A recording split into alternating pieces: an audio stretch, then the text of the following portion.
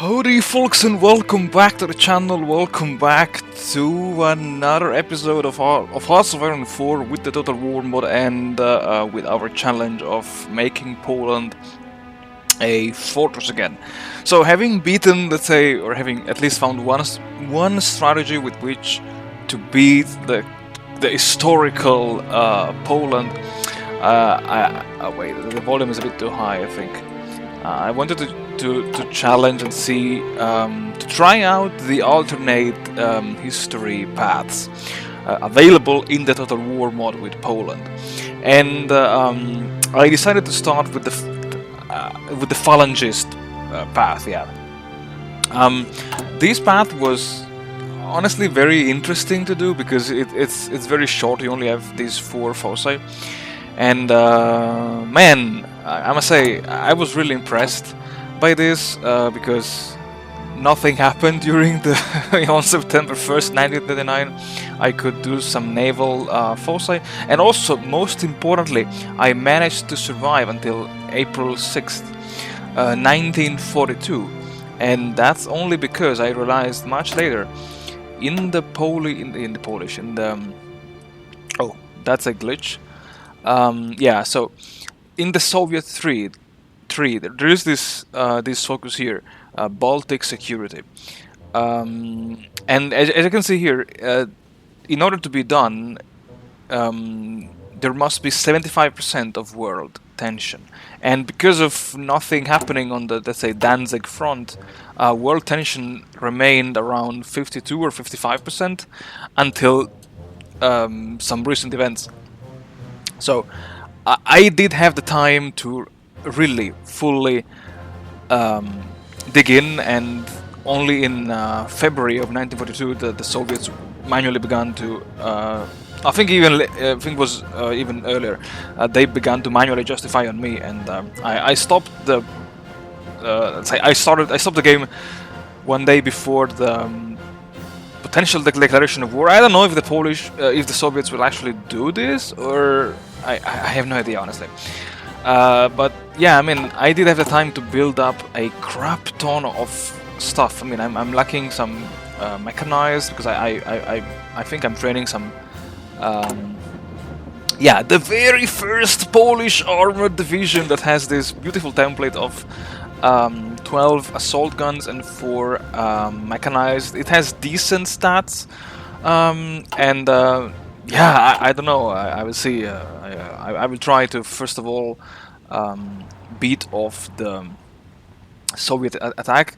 I think I may call in my allies, because it's.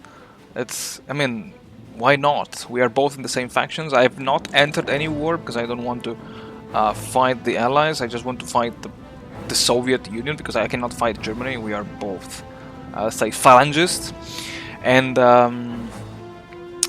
yeah. So I have no idea what will happen, and yeah. So stay tuned to see what comes out of this episode.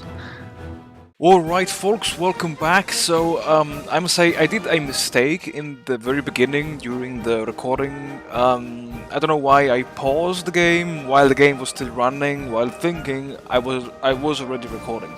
But no, still, regardless of this, I would say that in those few minutes nothing too bad happened. I was just waiting to see why did Uncle Joe not declare war on me, but then he just did it, and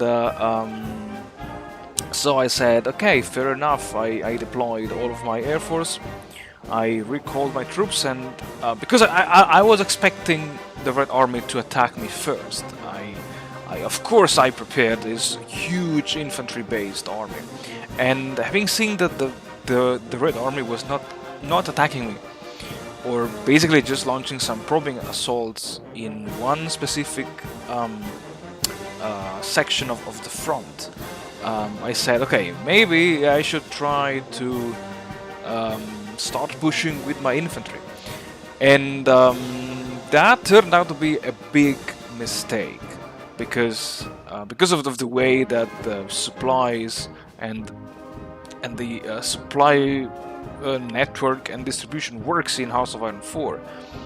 I managed to cross the Dvina River, but then I got bogged down because despite having air superiority over the Baltic states, I could not push the Soviets because of supply issues, and because I said, okay, it's too late to build up depots and to extend the railways. I said maybe we should try to push along the entire Baltic coast, and at that moment I realized that I forgot one thing: the coastal garrisons.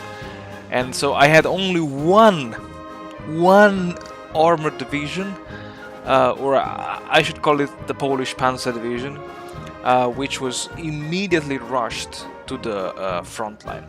And to make things even worse, I forgot that there were two ports in Danzig and Gdynia.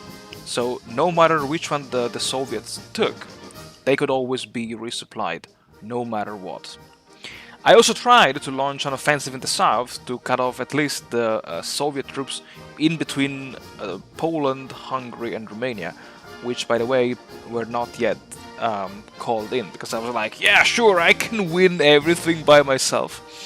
But no, at some point I was like, I should try to call Germany. And despite the tooltip saying that Germany would have not accepted the invitation in the Polish-Soviet war, Germany actually accepted it. And yeah, I mean, what can I say? When you have 72 divisions, infantry divisions of the Polish army, actually of the Polish-Lithuanian Commonwealth, because I was not Poland, I was the Commonwealth. And when you have, I don't know, I think 120, 150 German divisions plus 30 or 40 Romanians and 25 Hungarians and 4 or 5 or 6 Slovakians and Italians, and what could go wrong? Well, pretty much nothing. So I just drew one big thick line, and I gave one final order to my troops: advance and erase Moscow to the ground. And yeah, with this, I think I can already say, folks, thank you very much for watching. Thank you very much for supporting the channel. Enjoy the video and stay tuned for more, because in the next one we will try to let's say do the opposite.